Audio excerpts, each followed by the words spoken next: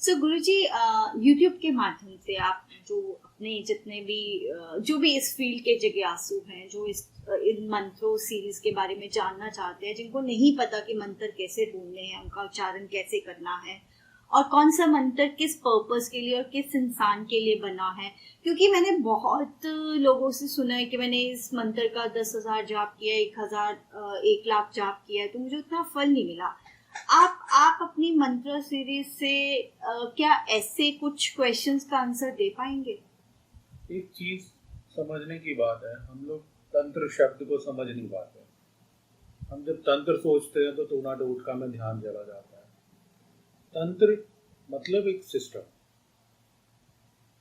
मान लो कि किसी स्टूडेंट ने 10th के एग्जाम दिए और उसकी एक ग्रेडिंग होगी, जितना वो आंसर शीट में लिख के आएगा, वो अटेम्प्ट करके आएगा, वो उसका एक काम, उसके हिसाब से उसकी ग्रेडिंग हो जाएगी, उसकी परसेंटेज क्लियर हो जाएगी। अब यहाँ समझना इतना सही है, हम वो स्टूडेंट हैं जो अपनी मर्जी से एग्जाम देना चाहते हैं, लेकिन एग्जामिनेशन सेंटर में नहीं जाते। क्यों? क्योंकि एक प्रोसेस बना हुआ है कि जो एग्जामिनेशन सेंटर के अंदर आके आंसर शीट फिल करेगा, उसको एक सिस्टमैटिक सिस्टम से एक टाइम बाउंड लिमिट में उसको वो एग्जामिनर को हैंड ओवर करता है। एग्जामिनर उसको एक बंडल में पैक करके वैल्यूएटर के पास भेज देता है। वहां से वो उसकी टैली होता है, उसने क्या सही लिखा क्या गलत लिखा। उसके बाद वो बोर्ड के पास जाता है तो उसका रिजल्ट अनाउंस हो जाता है। ये एक सिस्टम है, इसको कहते हैं तंत्र। अब एक स्टूडेंट ऐसा है जो एग्जामिनेशन सेंटर के बाहर बैठा है, अपनी मर्जी से सब कुछ लिख के जा रहा है, बहुत इंटेलिजेंट है, इंटेलेक्चुअल लेवल बहुत अच्छा है, सब कुछ लिख देता है। अब उसका रिजल्ट कहां से आएगा? क्योंकि उसने सिस्टम को फॉलो नहीं किया। वो नेक्स्ट क्लास में +1 में एंटर कर ही नहीं सकता। इसीलिए तंत्र विद्या जो है, इसमें एक सिस्टम बांधा गया है। हम मंत्र सीधा पकड़ते हैं और अपनी मर्जी से उसकी एक लिमिट का जाप शुरू कर देते हैं और कहते हैं मंत्र सिद्ध नहीं हुआ। मंत्र सिद्ध कैसे होगा? आपने फर्स्ट स्टेप तो अटेम्प्ट किया ही नहीं। फर्स्ट स्टेप इसका था क्या? वो था कि हमें पहले अपने शरीर के अंतर्ध्वनि जो नाद है उसको कंट्रोल करना था। मतलब एक एग्जामिनेशन सेंटर जो है वो हमारा तंत्र में शरीर माना गया है। अब उसके अंदर हमें एग्जाम देना है और हम क्या करते हैं, जहां दिल किया वहां बैठे और जहां कर लिया सब कर जाप शुरू कर दिया। जगह ढूंढते हैं, नदी का किनारा, मंदिर, कहीं पहाड़, कहीं ऊंचाई, कहीं शमशान। पर ये तो सिस्टम है ही नहीं ना। एग्जामिनेशन सेंटर तो हमारे तंत्र ग्रंथों में हमारे शरीर को कहा गया है। इसके लिए जो फर्स्ट प्रोसेस है, अगर ये नहीं अपनाएंगे तो मान लो कि आप कितने भी एग्जाम दे रहे हो, एग्जामिनेशन सेंटर के बाहर गए, वो है विघ्न विनाशक गणेश जी का चोर गणेश मंत्र। अब यहाँ विघ्न विनाशक ये दो शब्द यूज हो रहे हैं। विघ्न करने वाले भी गणेश जी हैं और विनाशक, उसको हटाने वाले, उसको खत्म करने वाले भी गणेश जी हैं। तो तंत्र शास्त्रों में जो फर्स्ट स्टेप है वो है चोर गणेश मंत्र का। सर, मेरा इसी में आपके लिए एक सवाल है, क्योंकि हम सब जानते हैं कि गणेश जी प्रथम पूज्य हैं, तो आप जो गणेश जी के बारे में बताने जा रहे हैं, तो मुझे लगता है कि हमारी जो जितनी भी 130 करोड़ की पॉपुलेशन है उन सबको पता ही है कि गणेश जी परम पूज्य है। तो आप इसमें ऐसा क्या खास बता रहे हैं? हम गणेश जी को प्रथम पूज्य मान तो लेते हैं, लेकिन उनका प्रथम अनुसरण नहीं करते। हमने पकड़ा गणेश जी का जप किया, उनको ध्यान किया, उनका मंत्र जपा और दूसरे मंत्र पे चले गए। प्रथम पूज्य का मतलब ही क्या है? यहीं पे हम गलती कर जाते हैं, यही नहीं समझ पाते। यहाँ फिर वही बात आती है कि प्रथम पूज्य गणेश जी है विघ्न विनाशक, विघ्न को हरने वाले। उसके लिए पहला है गणेश चोर मंत्र। ये मंत्र करता क्या है ये समझना जरूरी है। मंत्र का मतलब है चोर गणेश मंत्र। बहुत सिंपल शब्दों में इसको समझाया गया है कि चोर गणेश मंत्र। यहाँ चोर का मतलब चोरी होगी, मंत्र का मन के अंदर के तरंगों का। जब मन के अंदर की तरंगे चोरी हो जाए तो वो अपने देवता के पास पहुंचेंगी कैसे? वो तो पहले ही चोरी हो रही। तो सबसे पहला जब चोर गणेश मंत्र करता क्या है, चोर गणेश मंत्र या चोर गणेश साधना जिसे हम कहते हैं, ये शरीर के हमारे 9 दरवाजे होते हैं। 2 है आंख के, 2 नासिका के, 2 हमारे कान के क्षेत्र हैं, एक हमारा मुख है और एक हमारा लिंग और दूसरा हमारा गुह्य स्थान जहां से हम मल त्याग करते हैं। ये 9 दरवाजे तो हमारे इस शास्त्र, हमारे जो शारीरिक बाहरी है, लेकिन इसके साथ ही और दरवाजे हैं जिनका मंत्र तंत्र से बहुत बड़ा रिलेशन है। कुल 14 पॉइंट होते हैं हमारे शरीर में जो असल में काम करते हैं। इनको समझना बहुत जरूरी है। 9 दरवाजे साधने के लिए हमें चोर गणेश साधना करनी पड़ती है और अंतर के 5 जो पॉइंट हैं उनको साधने के लिए भी हमें इसी साधना को करना होता है। इसके बाद जाके हम कोई भी मंत्र जप सकते हैं, चाहे वो 1 माला मंत्र हो, चाहे वो 10,000 मंत्र हो, चाहे वो कोटि 1 करोड़ जाप करना हो।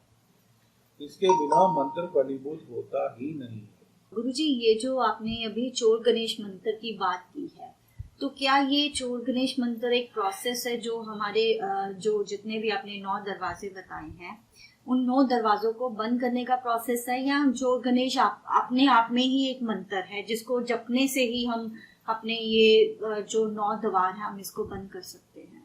देखिए, एक एग्जामिनेशन सेंटर में एग्जामिनर जो होता है उसके पास बहुत पावर होती है। वो एग्जामिनर किसी को भी चीटिंग करते हुए देखता है तो उसकी आंसर शीट को डिसमिस कर सकता है।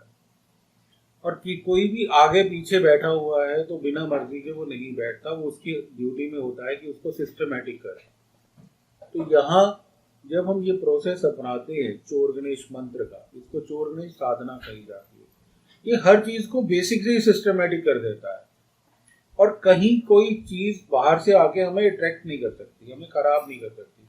क्योंकि ये एग्जामिनर की ड्यूटी होती है कि कोई बाहर का बंदा एंटर ना करे, जो एग्जाम नहीं देने वाला वो एंटर ना करे और जो एग्जाम देने वाले हैं उनको कोई डिस्टर्बेंस ना हो। ये इसका सेकंड पॉइंट है। तो एग्जामिनर के पास स्टूडेंट को समझाने, स्टूडेंट को चीटिंग करने, उसको सिस्टमैटिक ढंग से बैठाने, उसको आंसर शीट देना, उसको क्वेश्चन पेपर देना, उसके लिए वो फैसिलिटी प्रोवाइड करना कि वो इजीली लिख सके जो उसका लिमिट टाइम है, और कोई बाहर से आके इसको इंटरेक्ट ना कर सके। ये ड्यूटी होती है एग्जामिनर की। और यहाँ एग्जामिनर होते हैं पहले ही स्टेप पे गणेश भगवान खुद। ये वो प्रोसेस किए बिना हम कोई भी प्रोसेस, कोई भी मंत्र साधने में आगे बढ़ ही नहीं सकते। तो सबसे पहले हमें करना क्या है, चोर गणेश साधना करनी। हमारे मंत्र कहीं से भी अगर हमारा भाव निकलता है तो वो हमारे अंतर में एक सिस्टमैटिक तरीके से निकलता है, जैसे कि हम बात कभी बाद में करेंगे। जो परा वैरागी और वाणी की तरफ बढ़ता है उसको भाग की बात करेंगे, लेकिन समझना आज जरूरी जो है कि जो चोर गणेश मंत्र का जप है ये सबसे पहले होता है हमारे अंतर की साधना से। अंतर साधना कहाँ? जहां मन की तरंगे उठती हैं। और मन की तरंगे कब उठती हैं? जब आत्मा का उसमें समावेश होता है। मन की तरंगे, अब किसी चीज को हमें भाव बढ़ रहा है कि मैंने ये खाना है या मैंने वहां जाना है या मुझे ये काम करना है, तो उसके लिए एक भावना उत्पन्न होती है। जब आत्मा में वो भावना उत्पन्न होती है तो उसको करने के लिए सबसे पहले कहाँ पहुंचा जाता है? मन में। कि मन अगर उस चीज को करने में है तो वो कार्य सफल होगा ही होगा। तो सबसे पहले हमें अपने हृदय क्षेत्र पे जाकर के 10 बार क्रोम मंत्र का जाप करना होता है। अब ये क्रोम मंत्र है क्या? इसको अंकुश बोला गया है। एक बहुत बड़े हाथी को नियंत्रित करने के लिए महावत के पास जो इसकी लगाम, घोड़े की लगाम होती है, और हाथी को नियंत्रित करने के लिए अंकुश रखा जाता है जो आगे से थोड़ा टेढ़ा होता है। अब हाथी के कान को खींचता है तो वो इस तरफ चला जाता है, दूसरी तरफ खींचता है तो वो दूसरी तरफ, सर में टच करता है तो वो सीधा चला जाता है। इसका मतलब कि जो हाथी, जो हमारा मन का भाव है, मन जो है वो मदमस्त हाथी है, इसको कंट्रोल करने के लिए हमें पहले हृदय पे 10 बार क्रोम मंत्र का जाप करना होगा। जब हम 10 बार क्रोम मंत्र का जाप करते हैं तो आत्मा और मन का एकीकरण होता है और आत्मा मन पे काबू कर लेती है। अब क्रोम क्या है? आत्मा का मंत्र है। वो आत्मा को क्रोम जब मिलता है तो वो मन को नियंत्रित करता है। अब मन नियंत्रित को अगर हमने पहले मात्र 10 शब्द क्रोम क्रोम क्रोम इसका हृदय पे जाप करना है। इसको जपने के बाद आत्मा के नियंत्रण में मन आ गया। अब मन को हमें 10 दरवाजों को बंद करने के लिए लेके जाना है। तो सबसे पहले यहां से ध्यान होते हुए दाईं आंख पे, राइट साइड की राइट आई पे हमें ध्यान को लेके जाना है। जब हम चोर गणेश की साधना करते हैं तो क्रोम मंत्र के बाद हम धीरे धीरे उसको नियंत्रित करते हुए आत्मा और मन दोनों का एकीकरण हम आंख पे करते हैं ताकि इस दरवाजे को बंद करना। और यहाँ बंद करने का तो बहुत सिंपल सा सीधा सा मंत्र है, वो है हरीम हरीम। ये 2 बार जपा जाए तो एक मंत्र गिना जाता है। अब इसको भी 10 बार गिनना है, मतलब हरीम हरीम तो 20 बार काउंट हुआ, लेकिन हरीम हरीम एक मंत्र है तो इसको 10 बार इसकी रेपिटेशन करनी है। तो जब हम आंखें बंद करते हैं और आप इस राइट आई पे अपनी नियंत्रित आत्मा और मन को लेके आते हैं तो यहाँ जप होगा ह्रीम ह्रीम ह्रीम ह्रीम ह्रीम ह्रीम। अब ये नियंत्रण, जब ये हमने मंत्र बोला तो ये गणेश जी की उन शक्तियों के साथ जुड़ा हुआ है जो यहाँ पे इस आंख के बाहर से आने वाले जो अदृश्य प्रभाव है उनको बाहर ही रोक देता है। वो हमारे शरीर तंत्र में एंटर नहीं कर सकते। इसके बाद यही मंत्र हमें बाईं आंख पे,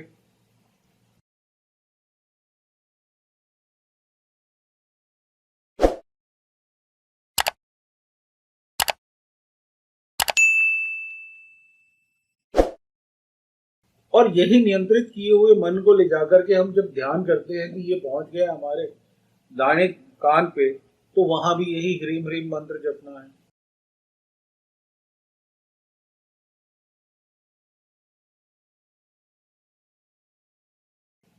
और फिर इसके बाद बाएं कान पे, फिर इसी को लेकर के जो मन के केंद्रित आत्मा के नियंत्रण में जो हमारा मन है, जब वो निकल के उसको हमने, उसके बाद दरवाजा है पांचवा दरवाजा है नासिका द्वार। यहाँ के 2 दरवाजे हैं, तो यहाँ आके हमें मंत्र बदल जाएगा। यहाँ आके हमें हुम हुम मंत्र का जाप करना है। ये हुम हुम 2 बार बोलना है, लेकिन रेपिटेशन इसकी भी 10 बार होती है। तो यही मंत्र हमें दूसरे नासिका छिद्र पे करना है।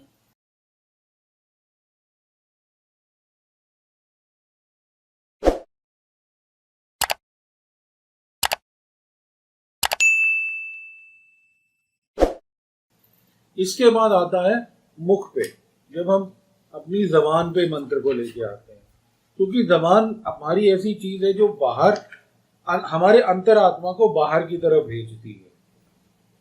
और यहां मंत्र हो जाता है स्त्रीम स्त्रीम, और स्त्रीम स्त्रीम जपना है 10 बार।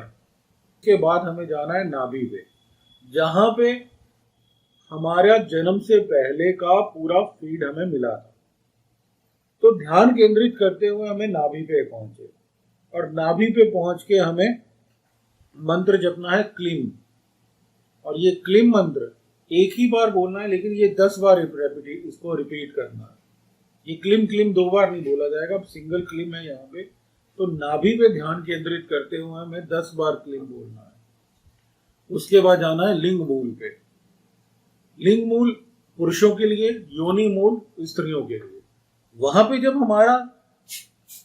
हमारी आत्मा के अधिकार में जब मन है, तो हम ध्यान को जब वहां लेके जाते हैं तो वो वहां स्थापित होता है।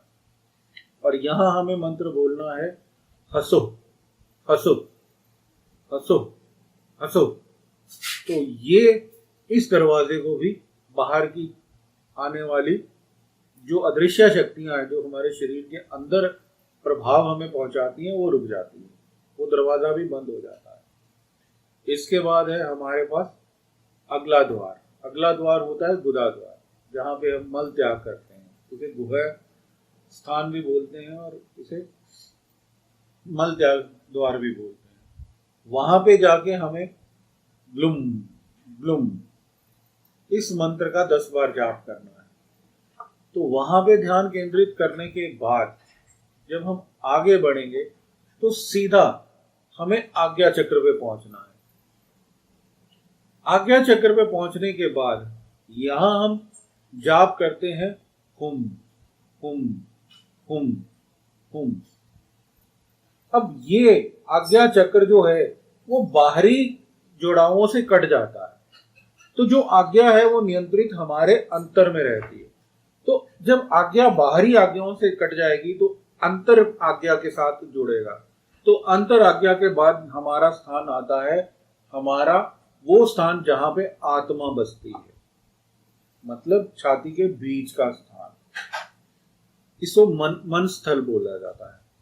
मन स्थल, जब मन स्थल पे पहुंचे हैं तो आत्मा वहां पे नियंत्रित होती है अपने विराजमान अपने पूरे आसन पे। और यहाँ आसन क्या है, यहाँ एक बहुत बड़ा वट वृक्ष है जिसपे हजारों मणि मोतियों की तरह चमकने वाले पत्ते लगे हुए हैं, उसके नीचे हम बैठते हैं। तो ये वो स्थान है जहाँ पे हमें पूरी सृष्टि का हमारा लिंक डेवलप होता है। यहाँ हुम में हु जो है हु की मात्रा वो बड़ी हो जाती है। तो यहाँ हुम हुम हुम हुम हुम मंत्र का हमें 10 बार जाप करना है। इसके बाद ब्रह्मरंध्र हमारे शरीर के बीचों बीच वो स्थान है जहां से हमें पूरी एनर्जी मिलती है और रोज मिलती है, जिसका हम ध्यान नहीं करते। थके हारे आते हैं, आराम से सो जाते हैं और सोने के बाद एक समय ऐसा होता है कि वो एनर्जी हमें वहां से मिलती है, तब हमें भूख भी नहीं लगती। और पूरी रात की वो फीड जो ब्रह्मरंध्र से मिलती है वो भोजन का काम भी करती है और शरीर की एनर्जी का काम भी करती है। इसीलिए कहते हैं कि एक आदमी रोज मरता है 24 घंटे में जब वो गहरी नींद में होता है। तो उसकी जो पहली मृत्यु हुई और उसके बाद उसका फिर जन्म होता है। तो ये प्रक्रिया सृष्टि हमारे साथ रोज करती है। और ये जो मरने और जीने की प्रथा हमें झेलनी पड़ती है, इन्हीं की काउंटिंग पे हमारी आयु निर्धारित की गई है। तो ब्रह्मरंध्र में जब हम पहुंचते हैं तो यहाँ ह्रीम स्त्रीम क्लीम 3 मंत्रों का जाप, तीन बीज मंत्रों को मिला के एक मंत्र बनता है। ह्रीम स्त्रीम क्लीम, ह्रीम स्त्रीम क्लीम, ह्रीम स्त्रीम क्लीम। ये वो आखिरी चरण है जो पूरा हमारा एग्जामिनेशन सेंटर यानी कि हमारे शरीर तंत्र को बाहरी आने वाली चीजों से काट देता है। अब इसके बाद हम जिस देवता की पूजा करेंगे, जितना भी मंत्र करेंगे, वो हमारे अंतर से सीधा लिंक करेगा उस बोर्ड को। अब बोर्ड यहाँ कौन सा है, जिसका हम एग्जाम देने लगे हैं, जिसके लिए हम साधना कर रहे हैं। तो यहाँ पे दिया हुआ हमारा हर वो आंसर शीट सीधी उस बोर्ड के पास, मतलब हमारे इष्ट देवता के पास पहुंचती है। तब हम उसकी हमने जो अटेम्प्ट किया है वो सही है या गलत है, तब जाके उसका रिजल्ट हमें मिलता है। रिजल्ट मिलना तय है, नंबर 10 आए या नंबर 99 आए, यहाँ पे सिर्फ इतना ही फर्क है। क्यों? क्योंकि हमने आंसर शीट को राइट बोर्ड के पास पहुंचा दिया जिसका हम एग्जाम देने आए हैं। अगर चोर गणेश साधना हमने नहीं की तो बताइए हमारे शरीर तंत्र के अंदर जो मंत्र जपा गया है वो बोर्ड एग्जामिनर लेकर के वो बोर्ड तक पहुंचाएगा कैसे? तो इसका मतलब हम जितना भी पाठ पूजा करते हैं वो एग्जामिनेशन सेंटर के बाहर बैठ के लिखते हैं, जो कहीं जाता नहीं है और सफलता मिलनी तो पॉसिबल है ही नहीं। ये सिंपल सा प्रोसेस है। ये जो चोर गणेश साधना है, अगर इसकी हम साधना की प्रैक्टिस करें तो शुरू में बहुत टाइम नहीं लगता, 20 से 22 मिनट लगते हैं, लेकिन ये इतनी तेजी से नियंत्रित हो जाती है, इतनी तेजी से हमारे साथ इस साधना में जब हम सफल होते हैं तो मात्र ये 6 से 8 मिनट में कंप्लीट हो जाती है। तो 6-8 मिनट अगर लगाए नहीं हमने और जब करोड़ों का कर लिया तो वो पहुंचा ही नहीं, तो सफलता मिलेगी कैसे, इच्छा प्राप्ति होगी कैसे और मंत्र साधना होगी कैसे?